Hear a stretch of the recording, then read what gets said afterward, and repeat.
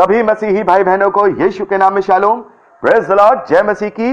और मैं प्रभु यीशु मसीह में आपका भाई जेम्स इस बाइबल अध्ययन कार्यक्रम में आप सभी भाई बहनों का स्वागत करता हूं और धन्यवाद करता हूं।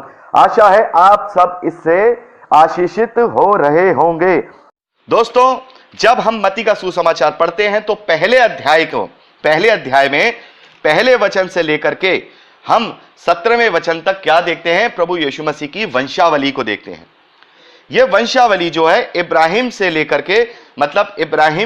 के प्रभु यीशु मसीह तक जो उनके पुत्र हुए हैं और प्रभु यीशु मसीह की क्या वंशावली है इब्राहिम तक, ये हम देखते हैं। और ये वंशावली ऐसे शुरू होती है कि इब्राहिम की संतान, दाऊद की संतान, यीशु मसीह की वंशावली। दूसरे वचन में हम देखते हैं, मैं रिकमेंड करूंगा अभी पॉज करिए। अगर आपने बाइबल को नहीं लिया है तो पॉज कर दीजिए अभी इसी वक्त वीडियो को और बाइबल को लीजिए और तभी उसको आगे पढ़िए ताकि आपको आसानी होगी स्टडी करने में। दूसरे वचन में लिखा है, इब्राहिम से इसहाक उत्पन्न हुआ, इसहाक से याकूब उत्पन्न हुआ, याकूब से यहूदा और उसके भाई उत्पन्न हुए, यहूदा और तामार से फिरिस और जोरो उत्पन्न हुआ, और फिरिस से हिस्रोन उत्पन्न हुआ, हिस्रोन से एराम उत्पन्न हुआ। देखिए यहां पर हम इसको पूरा पढ़ेंगे। आपको मैं रिकमेंड करता हूं पॉज कर दिए और पूरा पढ़ लीजिए, फिर इसको पॉज करके मैं फिर इसको आगे आपको बताऊंगा। इसको पहले आप पढ़ लीजिए क्योंकि मैं पढ़ूंगा तो इसमें ही सारा समय, मैं चाहता हूं कि समय हमारा ज्यादा से ज्यादा हमारा इस्तेमाल हो और हम सीखें ज्यादा, इसलिए मैंने आपको बाइबल रिकमेंड की है। तो आप इसे पूरा पढ़ लीजिए, मैं पॉज कर लीजिए इसको। आशा करता हूं कि आपने इसको पढ़ लिया होगा।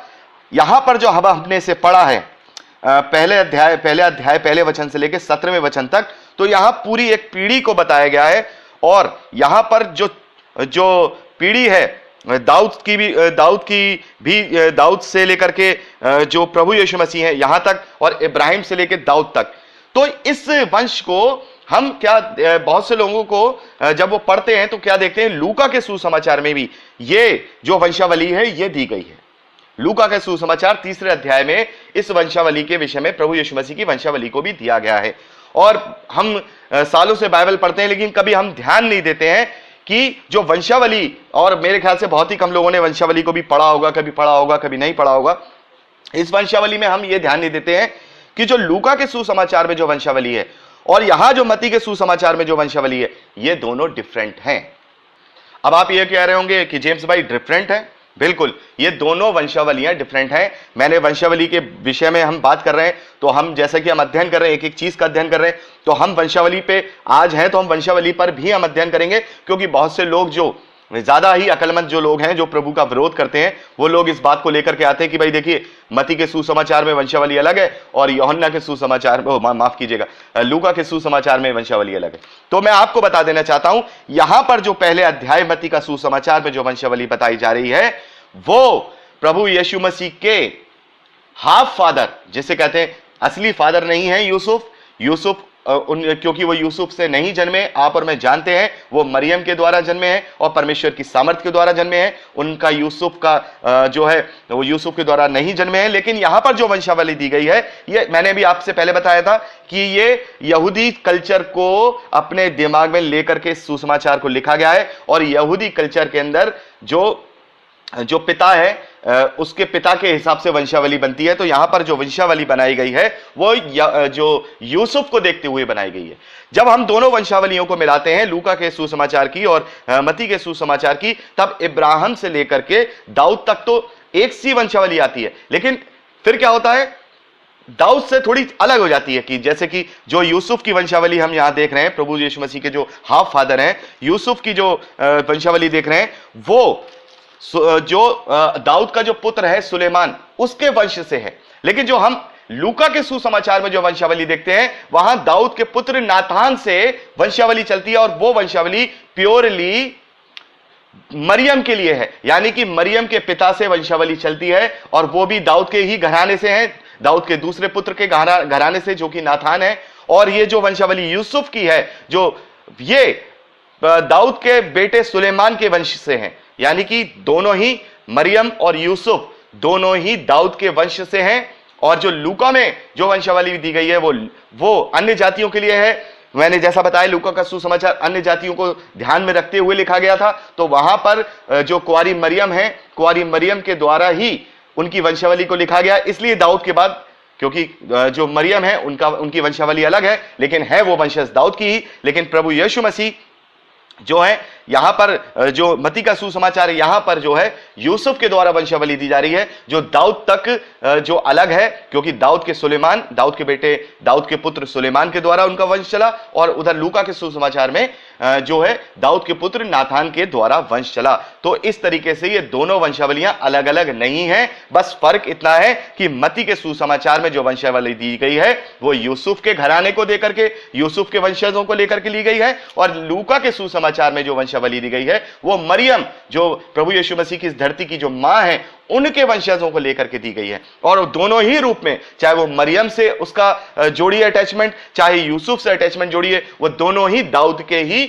घराने से हैं, दाऊद के ही पुत्रों के वंशज हैं। इसलिए प्रभु यीशु मसीह को दाऊद की संतान भी कहा जाता है। तो यहां पर आपको शायद क्लियर हो गया होगा, शायद आपने, बहुत से लोग इस बात को जानते होंगे, बहुत से लोग नहीं जानते होंगे, लेकिन आज हम जब शुरुआत कर रहे हैं तो हम एक एक चीज को इसी प्रकार से अध्ययन करते हुए चलेंगे, ताकि भविष्य में हमें किसी भी बात का कोई भी डाउट हमारे हृदय में ना रहे। तो यहां जो है ये वंशावली जो है यूसुफ के द्वारा लिखी गई है। और अब हम पढ़ते हैं यीशु के जन्म के विषय में, जो कि मत्ती का सुसमाचार 18वां पहला अध्याय और उसके 18वें वचन से है। और यहां भी रिकमेंड करूंगा बाइबल अपने साथ रखिएगा। यीशु मसीह का जन्म इस प्रकार से हुआ कि जब उसकी माता मरियम की मंगनी यूसुफ के साथ हो गई, तो इकट्ठा होने से पहले ही वह पवित्र आत्मा की ओर से गर्भवती पाई गई। अतः उसके पति यूसुफ ने, जो धर्मी था और उसे बदनाम करना नहीं चाहता था, उसे चुपके से त्याग देने का विचार किया। जब वह इन बातों के सोच ही में था, तो प्रभु का स्वर्गदूत उसे स्वप्न में दिखाई देकर कहने लगा, हे यूसुफ, दाऊद की संतान, तू अपनी पत्नी मरियम को अपने यहां ले जाने से मत डर, क्योंकि जो उसके गर्भ में है वह पवित्र आत्मा की ओर से है। वह पुत्र जनेगी और तू उसका नाम यीशु रखना, क्योंकि वह अपने लोगों का उनके पापों से उद्धार करेगा। और ये सब इसलिए हुआ कि जो वचन प्रभु ने भविष्यद्वक्ताओं के द्वारा कहा था वह पूरा हो। देखो एक कुंवारी मरियम होगी, देखो एक कुंवारी गर्भवती होगी और एक पुत्र जनेगी और उसका नाम इमैनुअल रखा जाएगा, जिसका अर्थ है परमेश्वर हमारे साथ। तब यूसुफ नींद से जागकर प्रभु के दूत की आज्ञा के अनुसार अपनी पत्नी को अपने यहां ले गया, और जब तक वह पुत्र को ना जनी तब तक वह उसके पास ना गया, यानी उसके साथ कोई संबंध ना बनाया, और उसने उस पुत्र का नाम यीशु रखा। परमेश्वर अपने वचन के पढ़े और सुने जाने पर आशीष दे। दोस्तों, यहां जो मैंने पढ़ा है मत्ती का सुसमाचार, उसका पहला अध्याय उसके 18वें वचन से लेकर के 25वें वचन तक पढ़ा है। यहां पर यीशु के जन्म की छोटी सी कहानी मत्ती के सुसमाचार में देखते हैं, लेकिन हम लूका के सुसमाचार में जब हम पढ़ेंगे तब हम इसको विस्तृत रूप में पढ़ेंगे। लेकिन अभी हम मत्ती से शुरू कर रहे हैं तो हम मत्ती को ही देखेंगे। तो यहां पर हम क्या देख रहे हैं कि यीशु मसीह का जन्म होता है।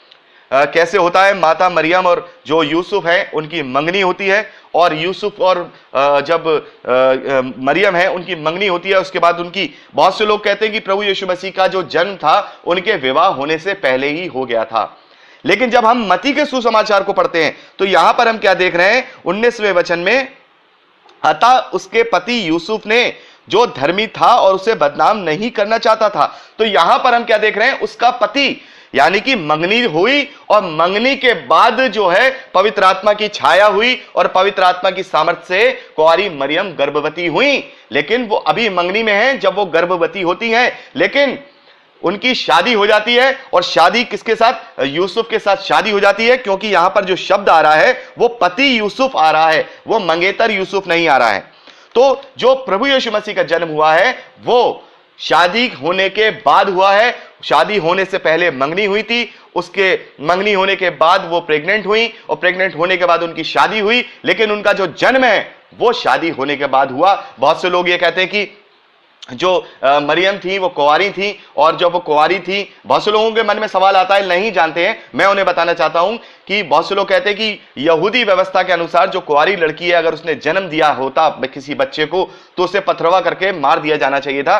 तो यहां पर मरियम को क्यों पथरवा करके नहीं मारा गया? तो मेरे भाई और बहनों, मैं आपको बता दूं, यहां पर मैं बता दूं, जो जो जो प्रभु यीशु मसीह का जन्म हुआ है वो यूसुफ और मरियम की शादी हो जाने के बाद हुआ है, इसलिए व्यवस्था के अनुसार उनको पथरवा करके मारा नहीं गया। और यहां पर हम देखते हैं कि वो बहुत धर्मी था, और धर्मी होने का मतलब है कि वो व्यवस्था पर चलने वाला था और वो उसे।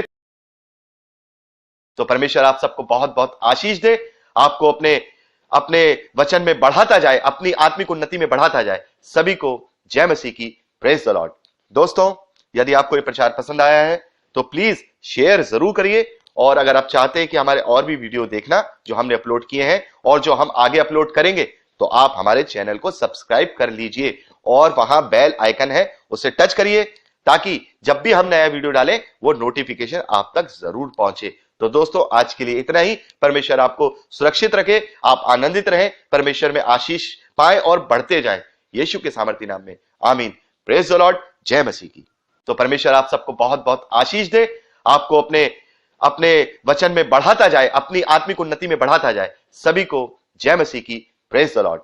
दोस्तों, यदि आपको ये प्रचार पसंद आया है तो प्लीज शेयर जरूर करिए, और अगर आप चाहते हैं कि हमारे और भी वीडियो देखना जो हमने अपलोड किए हैं और जो हम आगे अपलोड करेंगे, तो आप हमारे चैनल को सब्सक्राइब कर लीजिए, और वहां बेल आइकन है उसे टच करिए, ताकि जब भी हम नया वीडियो डालें वो नोटिफिकेशन आप तक जरूर पहुंचे। तो दोस्तों, आज के लिए इतना ही। परमेश्वर आपको सुरक्षित रखे, आप आनंदित रहें, परमेश्वर में आशीष पाए और बढ़ते जाएं, यीशु के सामर्थी नाम में, आमीन।